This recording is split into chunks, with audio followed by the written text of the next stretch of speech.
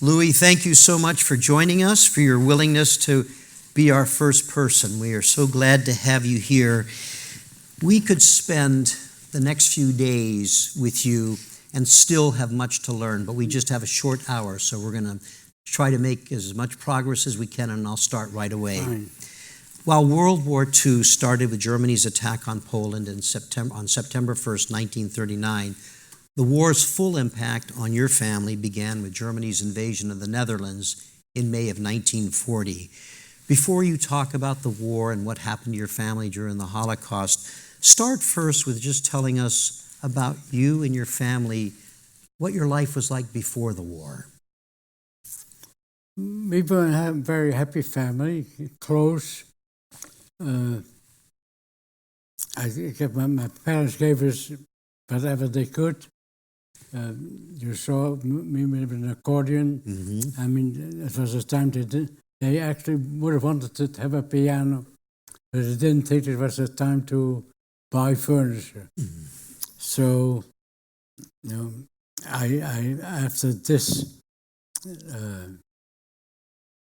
beginner's accordion, I got another one, which was saved for me during the war. So which I got after the war. So I had music classes. My sister played a little bit of the guitar. Mm-hmm. Not really. I don't think she took lessons. She was a reader. She would sit in the room with her fingers in her ear, so nobody would disturb her while she was reading. Mm. She was 2 years older than me. She was a second mother. She took care of the fact that I had to save my allowance because both birthdays are coming up in the family, and I had to share in it. We went once only to a sleepaway camp where I cried every evening before I went to sleep, and she came to take care of me. You called her Shelley, right? Yeah, we called her Shelley. Yeah. I always have wondered what would have happened to her. Mm-hmm. I mean, she might have been a person who would have become a professor. Would have accomplished great things, probably. Yeah. Louis, how large was your extended family? My son, I had about 8 or 9 uncles and aunts. So lots of cousins. Lots of cousins, yes. Mm-hmm. And cousins we were close with. Louis, after the Nazis came to power in Germany, and many German Jews fled, including some to the Netherlands. Tell us about your father helping some of those that were fleeing from Nazi Germany as they came into Holland. Well, these people were allowed to get out of Germany with 10 marks, which was barely anything. Mm-hmm. And so my father would go to the border and meet them and bring them over to our house. They would stay with us for a few days while they could make arrangements with the steamship companies to go to the States or South America. So I was about 7 years old then. My mother had to explain to me why we had all these guests. So I started to learn that Jew and German did mix. Mm-hmm. So that was the beginning of me understanding what was going on. Right. We saw a picture earlier of Eva. Tell us a little bit about who Eva was. Eva, well, Holland allowed to about, England allowed 10,000 children in the kindertransport, which is well known. But Holland allowed about 1,000 children. And 500 came to Arnhem, the city where I grew up. And, a committee was formed there to find housing for them. But in the meantime, these children were distributed among people who were willing to take them. And so my parents took in Eva Halle. I assumed that she was about 16 years old. Mm-hmm. She came from Vienna, from a family.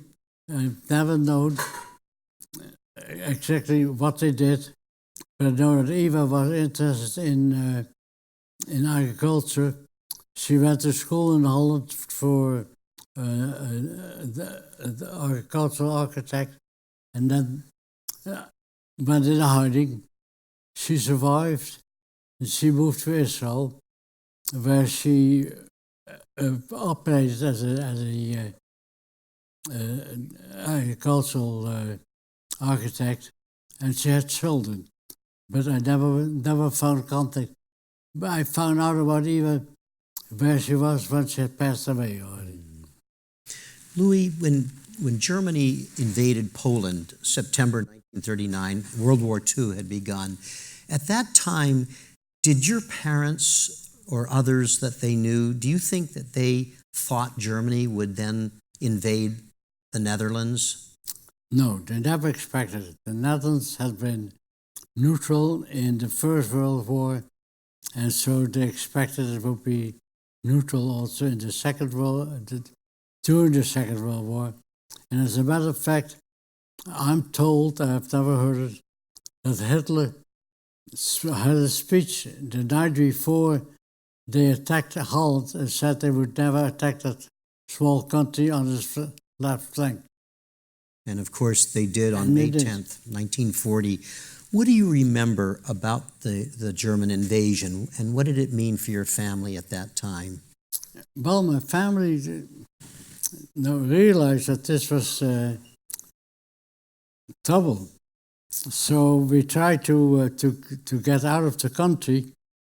We lived in the eastern part, and you had to go to the west in order to get to the ports. And so they did find a taxi and a taxi driver who was willing to take us, but he needed a gas. Now, electricity had been cut already, so we had to find a manual gas pump. And we did find one, as a matter of fact. But we lost so much time that by the time we tried to get to the west, the army had already blocked all the road, so we had to return back home. Go back home.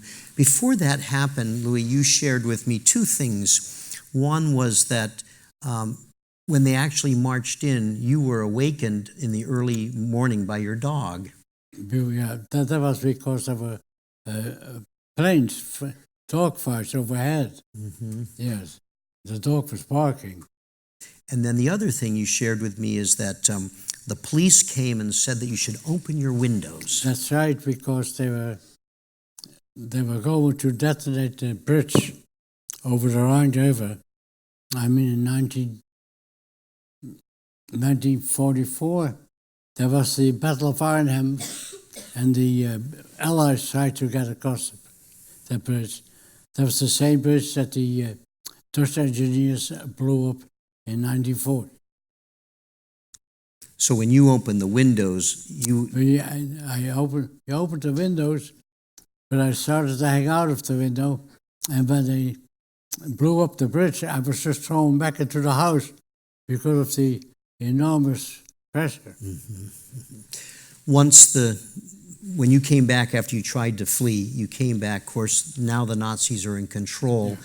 Tell us about the incident when the German soldiers tried to buy some things from they wanted to buy some things from your father's store. Yeah, well, they will come into our country. I assume we were about maybe 20 miles from the border. So they would give us some leave time, maybe 15, 20 minutes. And they did see things in the display cases from the store that they couldn't find in Germany. So they would, they would come in and want my father to sell it to them, and he wouldn't. No, he said, no, the store is closed. I'm not selling anything. But they found things that they couldn't find at home.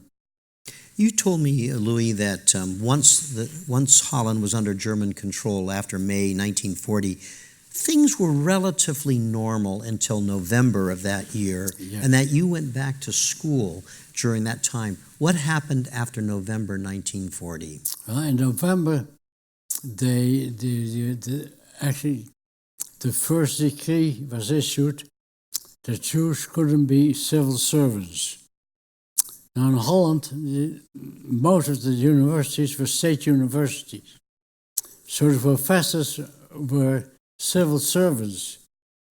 So the professors were not allowed to continue teaching. The students didn't take that. So the students went on strike. The Germans punished them by closing the university and saying if you want to open it, you have to sign a loyalty oath to the German government. Instead, the students formed the resistance. The very first resistance people in Holland who were there to help the Jews when they went into hiding for the students. So it worked exactly the opposite from what they had wanted. As bad as it was during that time under the German occupation, things turned far worse for you and other Jews in September 1941. What happened at that time? September 41, we were not allowed to continue in public school. Okay. And that was actually the worst decree that affected me, because my social life was in school. That they were my friends. I was in 5th grade at that time.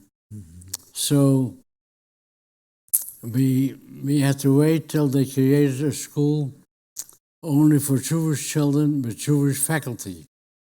So that was not till November.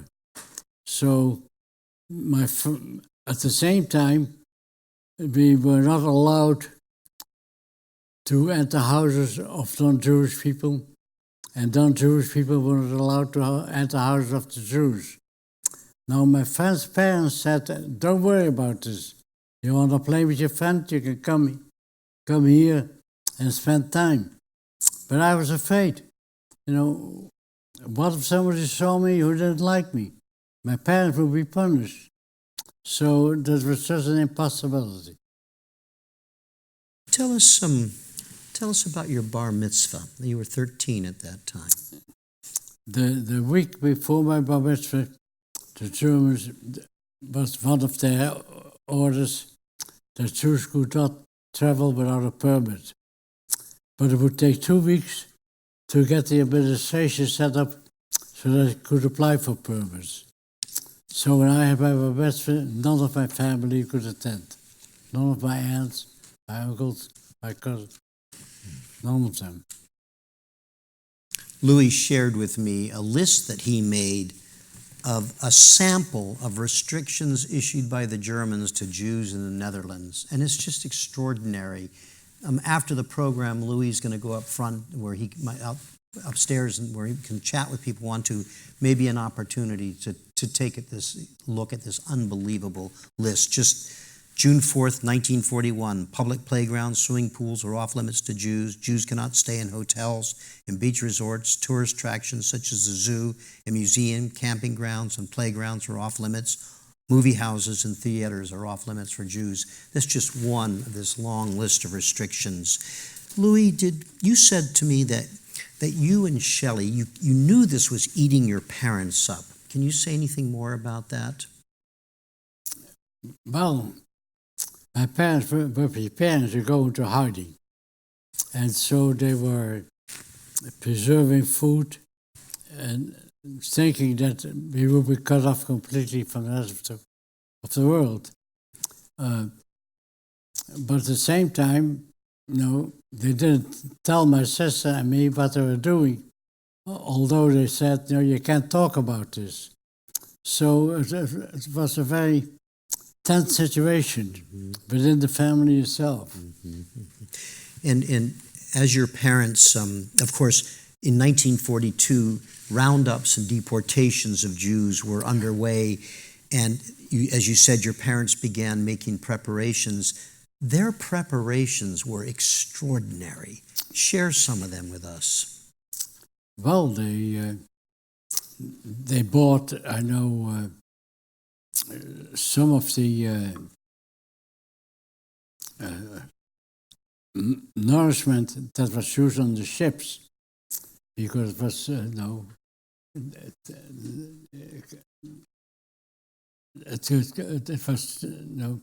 it could be safe for a while. It would last. It was durable. My mother boiled eggs, and they were put in a crock with a kind of a paste.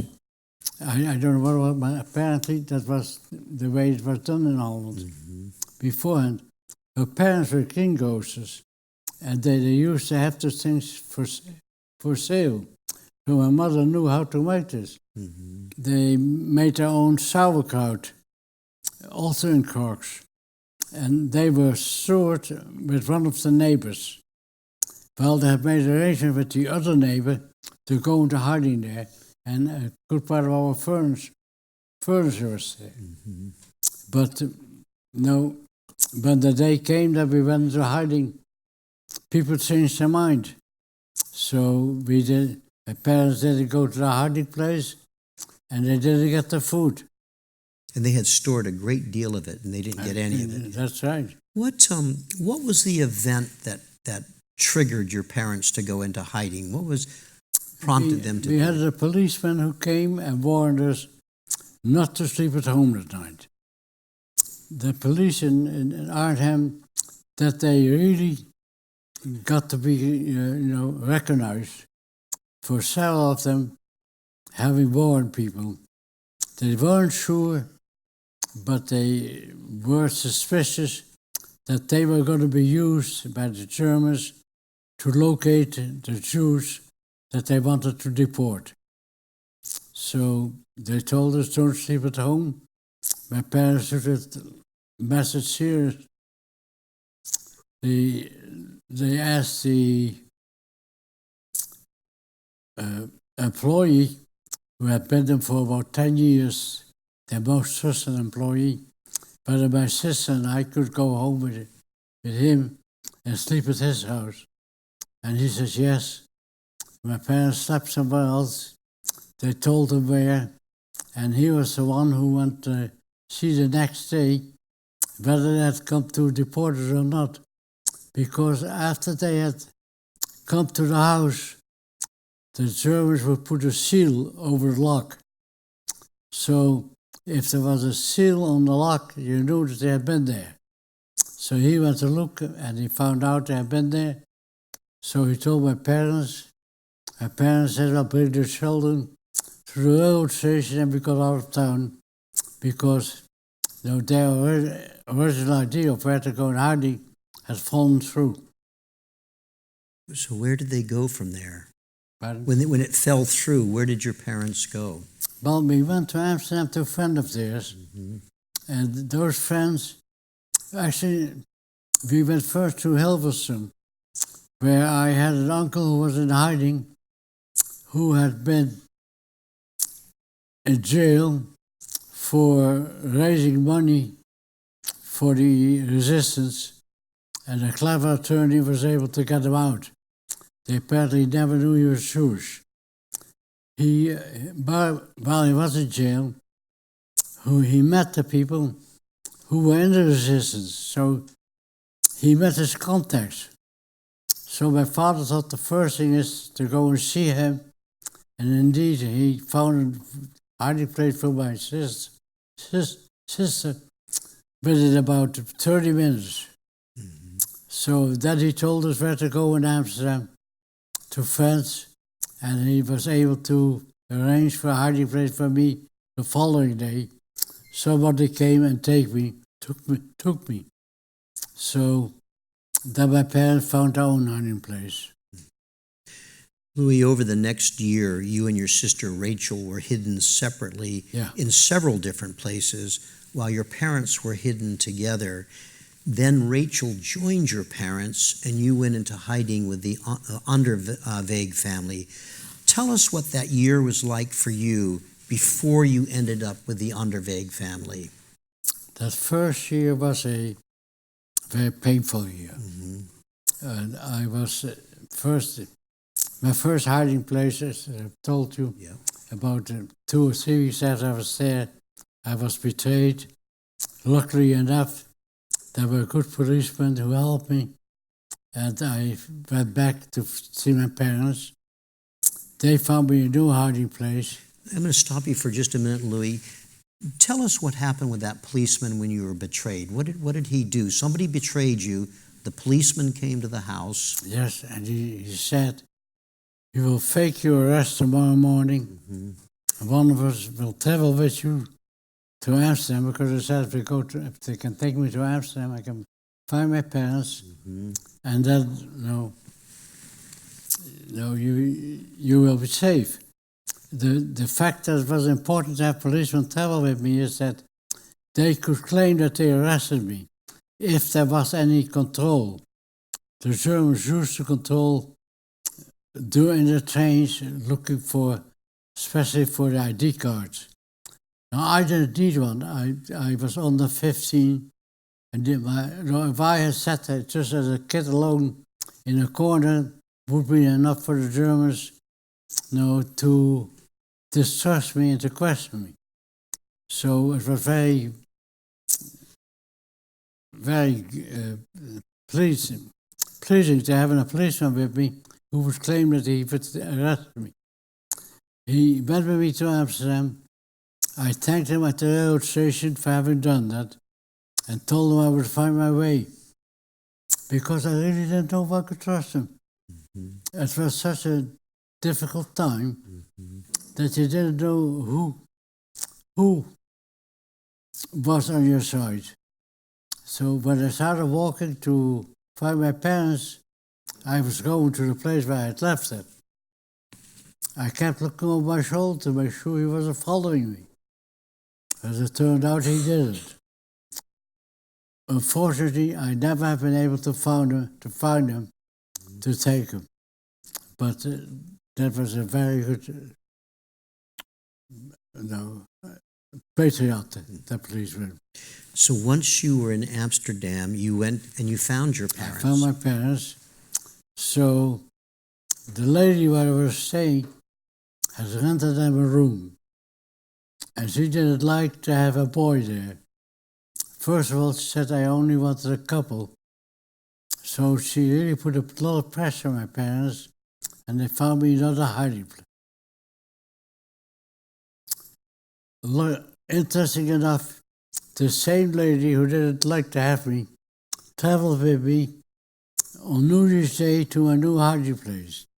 He figured that on New Year's Day, the German soldiers would have had such a good party the night before, they wouldn't bother people. And indeed, you were right. They were not to be found that day. So we traveled that day. She took me to a new hiding place, and she was, of course, glad that I was going.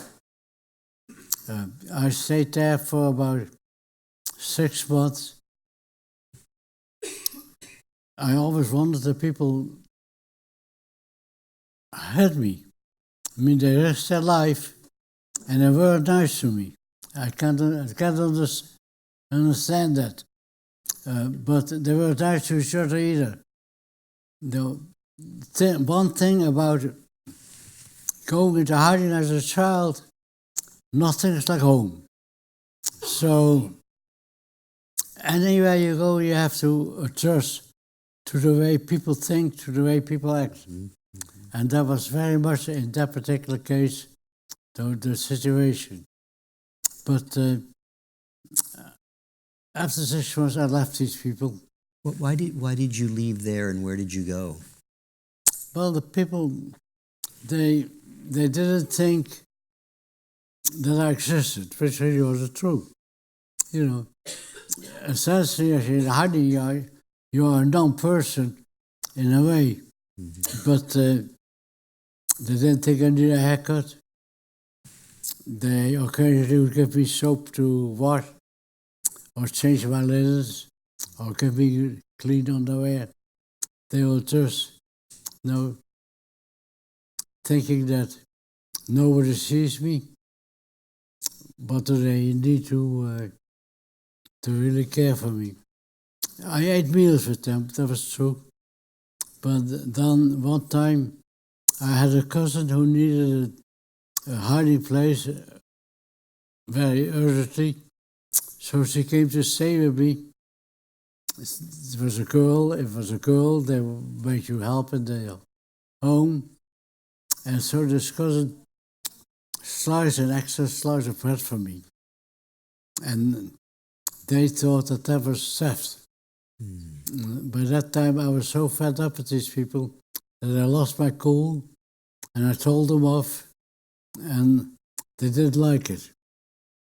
So they used to go every month to my parents to get a room and board and a ration card, because you couldn't buy anything without a ration card. And so my father asked how it is going. This woman said, well, we had an incident. So my parents thought I was with very nice people and I was making trouble. So my father came to talk to me. And I said to him, take me to my mother. I haven't seen her in 6 months, even for one day. And so after repeatedly asking him, he did take me. And so when I went with him, I told him exactly what my situation was. My parents first thought that I was telling this because I didn't want to be removed from them. But after a few days, my mother said that the story is so consistent, he can't be lying. It must be true. So I never went back to the place. But then it was difficult to find places. I moved around a few times in the summer and the fall of 1943. And then my father had to look to connect with the people who were specializing in helping Jewish children. I don't know if any of you are familiar with that, Corrie ten Boom. She did write a book, The Hiding Place, that is available here at the bookstore. Her organization, I never met her personally, but her organization then just took me from Amsterdam to the northern section of Holland, Friesland, where I found a hiding place with the family Onderweegs. And this is the Onderweegs. Yeah. And that was in January 1944. You went to the Onderweegs, and you would remain with them until after the war. And that was a very different set of circumstances for you. Tell us about your time with the Onderweegs. They were, first of all, very much involved with the resistance. Mm-hmm. And in the first 6 months, they helped 32 Jewish people find a hiding place. I was not supposed to stay with them. Their responsibility was to find a hiding place for me. And so Mr. Onderweegs, this was an agricultural area, he was a town clerk, he would find me a place at a farm. And his wife told him I was undernourished, he can't go to a farmer think, you can do something to help him. This guy can't even lift 5 pounds of potatoes. So after she kept on telling him, he finally gave in. I would stay with the family. But the family had already committed to take a Jewish baby. So the baby came about 2 or 3 days after I had come there. We stayed all through the war. I talked about the first 6 months because Mr. Onderweegs and his family got betrayed. And all of us had to go into hiding. So we went all together to show up in a different city as one family. In the meantime, the Germans had really found a number of people who were working in the underground, so his responsibilities became much larger. He could not do his job during the day, so he worked for the underground 24 hours. Mm-hmm. So our livelihood was working for the underground. And I was allowed to help. You helped out. Yeah. I did courier work. I took care of the mail. we had a special mail drop in a dentist's office, so it didn't look suspicious if people would go there and go out again. We needed rubber stamps, the German stuff stamps. I had made some friends.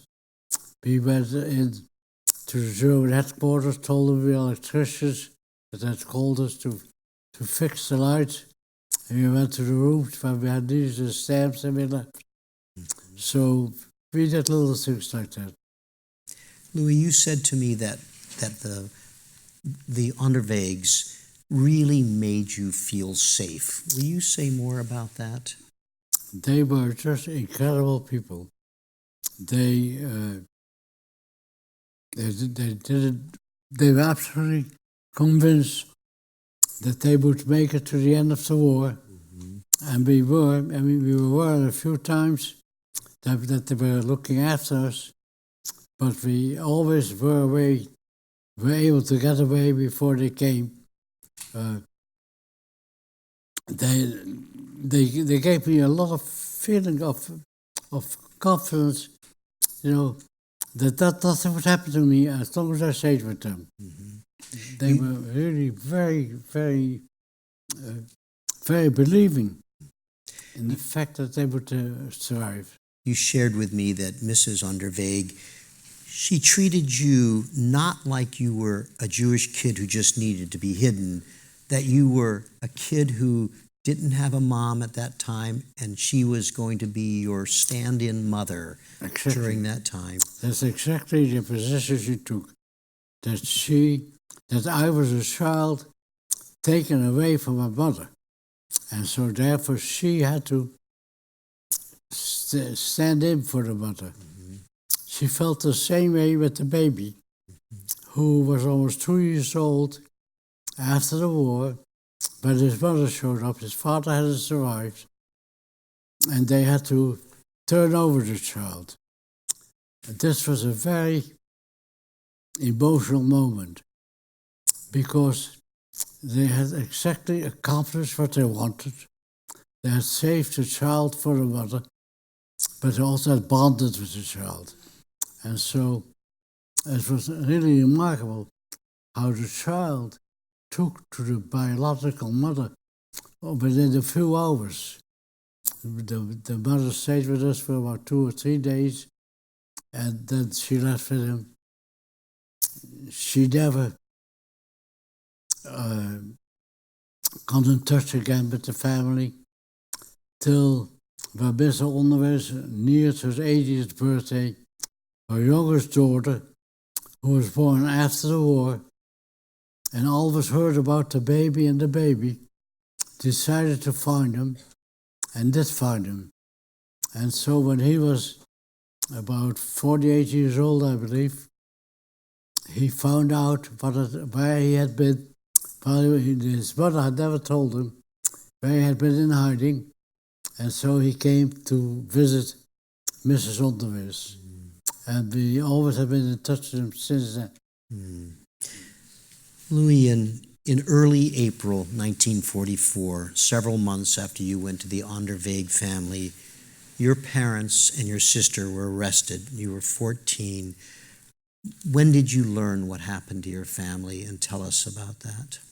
Well, Mr. Onderweegs went to visit my parents in February 1944. He had two main reasons. One, he wanted to make sure that nobody was asking them for money for my stay, because it would reach him and he was paying out of his own pocket. The other one was he wanted to set up some way that I could correspond with my parents.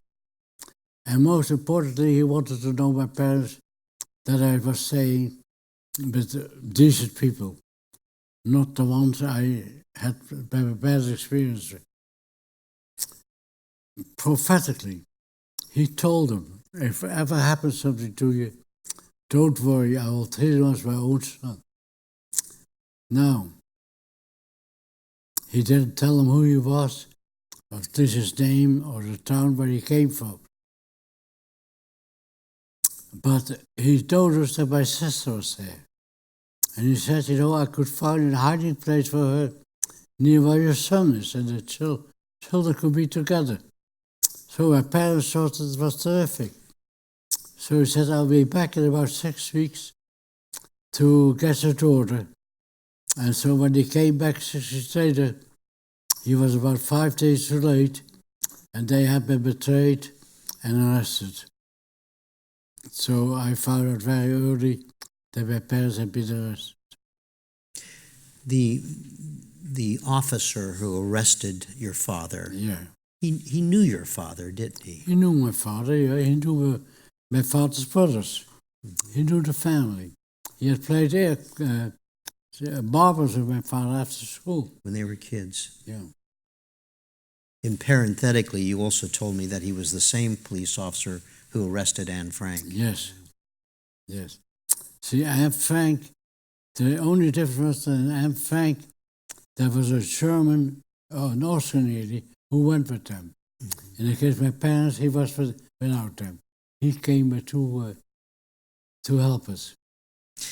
You told me that you had learned that your parents and Rachel, your sister, had been sent out of the country, but that you didn't believe the worst.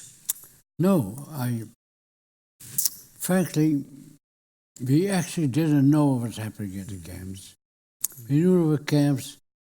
We thought people had to work hard and maybe we couldn't survive it. But we didn't know what happened till the soldiers really frayed the camps. There's an exhibit here on this floor that shows how the army was prepared for it, to what they found. They couldn't believe it. That's when we still hope. There were some people who survived. So who knows? Maybe they're in the hospitals somewhere. Maybe they don't remember who they are. So it took a while till somebody, came forward as a witness and said, well, I did see them go to the gas chambers. I know they were murdered. And that was in 1947, 2 years after the war ended. When you found out the truth. Yeah. We saw that picture earlier of your mom in the boxcar. Tell us about that photograph. Well, there was a photographer, a professional photographer, in Westerbork. Westerbork was a detention camp. The Jews were detained there, and every Tuesday, a train would leave with a few thousand people to Auschwitz or Bergen-Belsen or Sobibor. And so this photographer was told by the camp commander to make a movie of the way he treated people. He treated them well. That's what he thought. And there was no killing in that camp. So he wrote a scenario that they would do, but didn't include the fact that he was going to film a deportation, the loading of the boxcars. And so he did film that, and as it happened, he filmed the car that my mother was standing near the door before they left. So after the war, the people found this film and they printed this one scene, asked him, does anyone recognize his name? And I said, I wrote him and said, yes, I think that's my mother.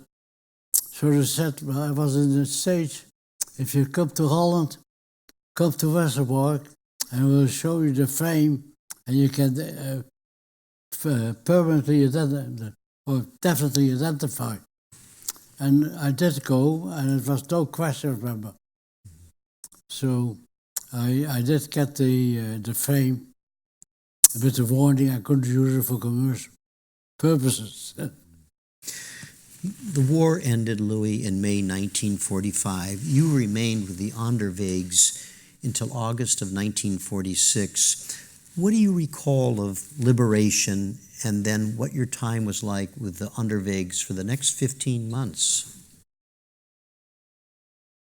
Well, one reason that I stayed is that they been to school open to say, hold me in school. I had gone to school before I went in hiding, so they thought I should go back to school. So they knew my parents had been arrested. They knew, just like I knew, that we didn't know what had happened to them. So we were going to wait and see. So that was one of the reasons why I stayed. They were very, very exceptional people. So I had no reason to leave them. Right. School. You went back to school after the war ended. You'd missed 2.5 years of school. What was it like for you to start school again? Well, I wasn't ready for school. First of all, I didn't have to back out. I had gone through school 3 months before I went to hiding. And now I went to school in May, in June, July, and then there was no advancement and making up those grades. Yes. You. So the students in school, this was an area where many, many Jewish children have been hiding. They were so proud to have a Jewish child in the class that I was treated like a king. It was really remarkable. You said it was almost like a festival having. Yes, that's right. Yeah. No, they were so proud.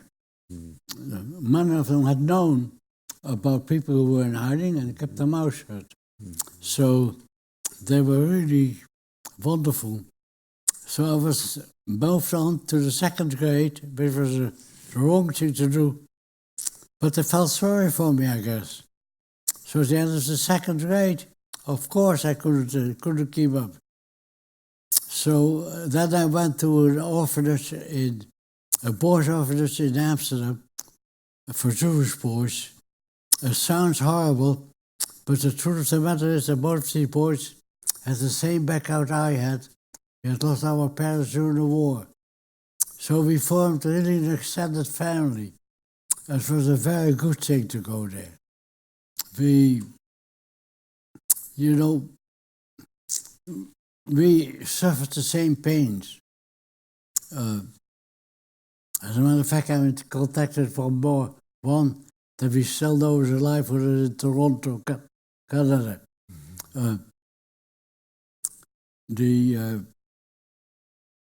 The school in Amsterdam was set up specially for people who have been in hiding or in camps. So we had teachers who worked with us very hard, and then many of them caught up. I was too far back. The principal sat me down in his office, and he said, look, I will get you through but you must promise that you will work very hard in order to catch up. If you're not going to tell me that you're not going to do it, he said, you realize if your parents had been alive, I would have been talking to them. But now I'm talking to you, and you have to make a decision. That was the important part of my life. And he said to me that I had to decide for myself, and nobody else would do it. And I said, I will work. And so I did get a tutor. I worked very hard, and I did catch up, and I got to school.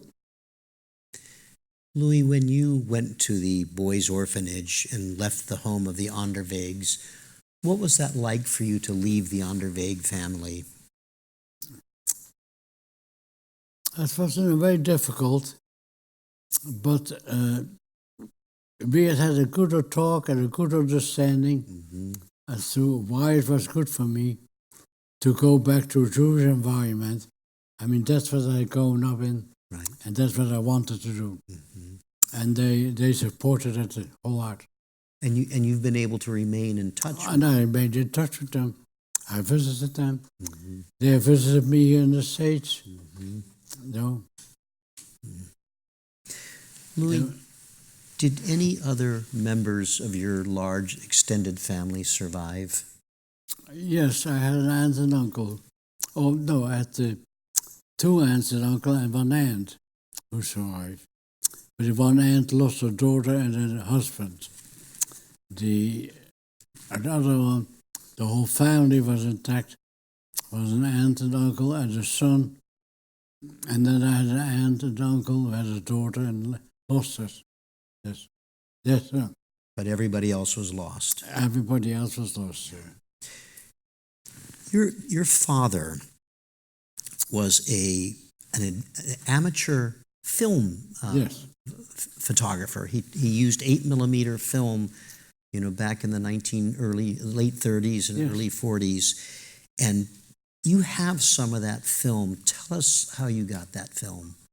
Well, he had given it in safekeeping to the photographer where he used to buy his stuff. And there had been a battle in the city where I lived, so the films were in a safe, and the safe had to blow it open to see whether value was in it. So the films were damaged. So pieces of film were found that the photographer recognized as belonging to me. And when I visited the city, he gave them to me. I have given them to the museum now, and they are in the facilities, especially set up for saving these. And it's film of you and your family doing outings and picnics and things like that, yeah. And so, in Arnhem, the city where I grew up, there's a lot of activity now with the commemorative stones that are being placed in the sidewalk. I don't know if you're familiar with it. People can have these stones. There's a German sculptor who does this, and it says, in this house lived so-and-so, who was deported, what date. One of the schools decided to use these memory stones as a article to teach about the Holocaust. They had a program for about 300 children, because the city also decided now to have an abandonment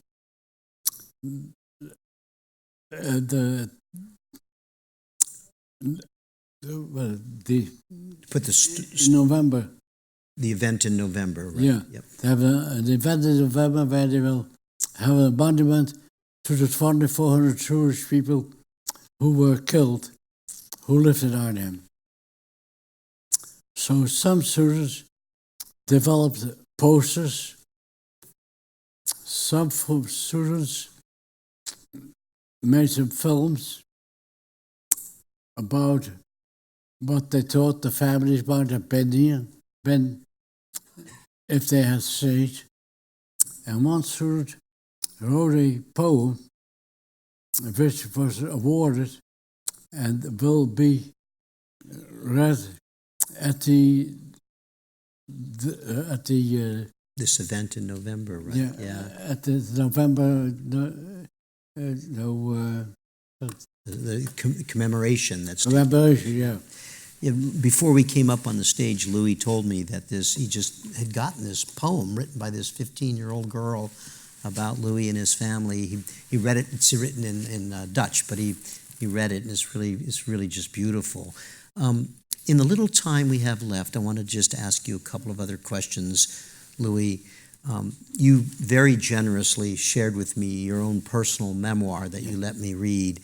And in that memoir, you wrote with incredible devotion and love about your wife, Barbara. Will you just say a little bit about Barbara to us? Well, Barbara was an extremely thoughtful person. I had not realized when in 1958, I went to Holland for 1 year. Barbara met Jewish people. Not one family was whole. They all had lost. Some of those camp survivors. And she suddenly came to understand how it would be for me to have lost my family. And she realized that I often thought about her. I mean, the loss of my family was very, very painful. And my children graduated from high school or from elementary school, no grandparents to go, and no parents to be proud of the children for the grandparents. And so it was the same as the aunt. Always the question, what kind of aunt will my sister be?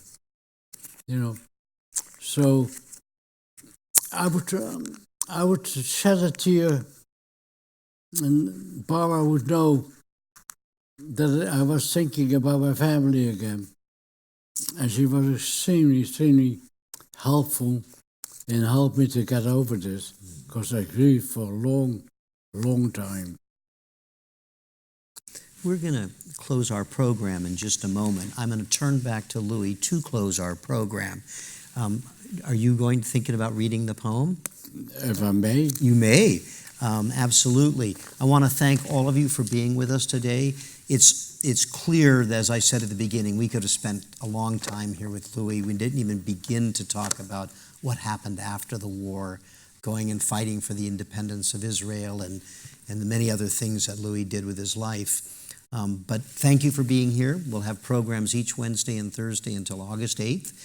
All of our programs are on the YouTube channel of the museum, so you can see them there. So we hope you can see other programs either in person or online, if you will. It's our tradition at First Person that our first person has the last word. And so with that, I'm going to turn over to Louis to close our program. When Louis finishes, we're going to try and rush him as best we can up outside the door, and I think we might go the back way. And he's going to sit up there and be available to answer any questions you have, to just meet him, shake his hand, take a picture with him, whatever you'd like to do. We welcome that once Louis is done. Louis? Okay. This is the poem by Mary Kisterman.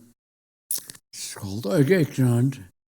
She said, we walk in Arnhem, buy clothing, eat ice cream, ignorant. They had to wear a star, they had to flee, they had to go to hiding because they were not allowed to live anymore. He was only 13 years old, Louis De Groot, only survivor of father, mother, and sister who were murdered.